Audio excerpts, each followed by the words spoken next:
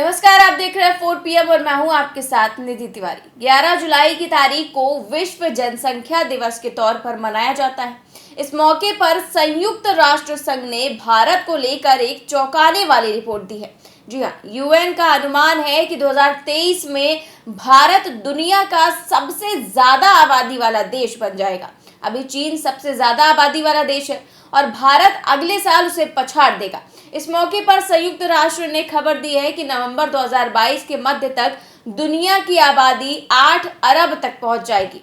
वहीं 1950 के बाद से वैश्विक जनसंख्या सबसे धीमी गति से बढ़ रही है और 2020 में जनसंख्या वृद्धि दर 1% से कम हो गई है।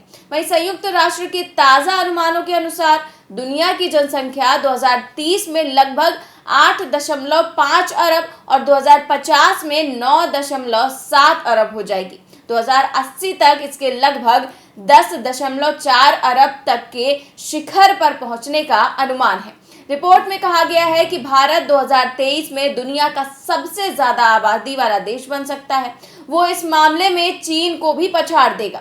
यूएन की रिपोर्ट के मुताबिक 2022 में भारत की आबादी 1.412 अरब हो जाएगी, जबकि चीन की आबादी 1.426 अरब है। भारत 2023 तक दुनिया के सबसे ज्यादा आबादी वाले देश के रूप में चीन को पछाड़ देगा।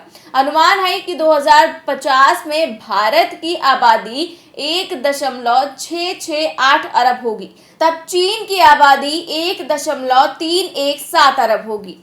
वहीं संयुक्त राष्ट्र के महासचिव एंटोनियो गुतेरेस ने कहा कि इस साल धरती पर 8 अरबवें इंसान का जन्म होगा। यह हमारी विविधता का जश्न मनाने, हमारी सामान्य मानवता को पहचानने और स्वास्थ्य में प्रगति पर आश्चर्य करने का अवसर है। स्वास्थ्य के क्षेत्र में प्रगति ने मनुष्य का जीवन काल बढ़ाया है। मातृ और बाल मृत्यु दर में नाटकीय रूप से कमी आई है। इसके साथ ही ये धरती की देखभाल करने की हमारी साझा भागीदारी की भी याद दिलाता है। इस रिपोर्ट में खुलासा हुआ है कि साल 2023 में भारत की आबादी के मामले में चीन को पीछे छोड़ देगा। इसके साथ ही भारत दुनिया की सबसे ज्यादा आबादी वाला देश बन जाएगा।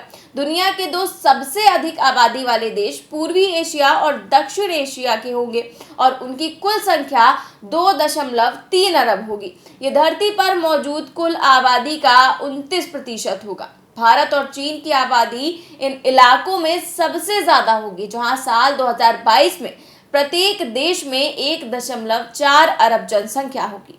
इस खबर में बस इतना ही।